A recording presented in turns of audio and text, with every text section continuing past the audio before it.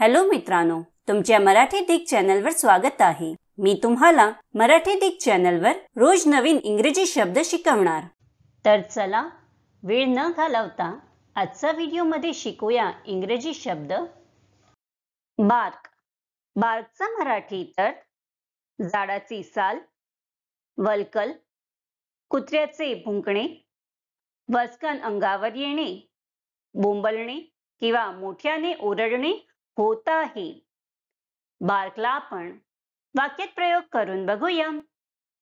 पहिले वाक्य आहे He peeled the bark off that tree. दुसरे वाक्य आहे Dogs always bark at strangers. तिसरे वाक्य आहे The tree's bark is rough and thick. चौथे वाक्य आहे She told the dog not to bark. Friends, व्हिडिओला लाईक, शेअर आणि कमेंट करायला विसरू नका आणि चॅनलला सबस्क्राइब करा। Thank you.